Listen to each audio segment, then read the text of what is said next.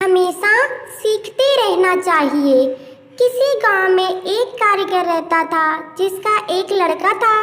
कारीगर अपनी छोटी सी झोपड़ी में टोकरी बनाता था जिन्हें वह 20-20 रुपए में बेचा करता था।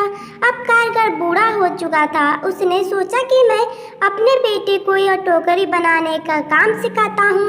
लड़के से कहा कि तुम उसे सीख लो, मैंने तुम्हारे दादाजी से सीखा है। ये हमारी पीढ़ी से चलता आ रहा काम है। अच्छा काम है। लड़का भी मान गया टोकरी बनाने का काम सीखने को। पिताजी ने लड़के को टोकरी बनाना सिखाई और उसे बाजार में बेचकर आने को कहा। लड़का टोकरी को लेकर बाजार गया और बेचकर आया ही था कि पिताजी ने पूछा कि उदास क्यों हो। लड़का बोला कि मेरी बनाई हुई टोकरी केवल 10 रुपए में बिकी। पिताजी ने कहा चलो कोई बात नहीं, आज तुम्हें और अच्छी टोकरी बनाना सिखाता हूँ। पिताजी ने और अच्छी टोकरी बनाना सिखाई और उसे बाजार में बेचने को कहा। लड़का टोकरी लेकर बाजार गया और अपनी बनाई हुई टोकरी 15 रुपए में बेचकर आया। लड़का आज भी उदास था। पिताजी ने फिर उदासी का कारण पूछा तो लड़के ने कहा कि टोकरी केवल 15 रुपए में बिकी।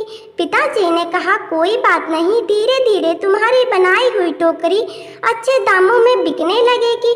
तुम अच्छे से टोकरी बनाना सीखते रहो। पिताजी ने और अधिक अच्छी टोकरी सिखाई और टोकरी बनाकर बेचने को कहा। लड़का बाजार गया और उस दिन उसकी टोकरी 30 रुपए में बिक गई। लड़का बहुत खुश हुआ। पिताजी ने पूछा कि आज कितने रुपए में टोकरी बेची। लड़के ने कहा आज मेरी बनाई हुई टोकरी 30 रुपए में बिकी।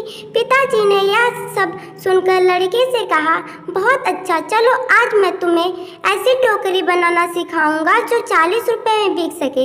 लड़के ने कहा बस पिताजी, आप खुद 20 रुपए की टोकरी बेचते आए हो, आप मुझे 40 की टोकरी बनाना कैसे सिखाओगे। आप रहने दो, आपसे ज़्यादा रुपए की टोकरी तो मैं बनाना जानता हूँ। इतना सुनकर पिता ने कहा ऐसे ही कुछ मैंने भी कहा था जब मेरे पिताजी खुद 15 रुपए की टोकरी बेचते थे और एक दिन मेरी टोकरी 20 में बिक गई।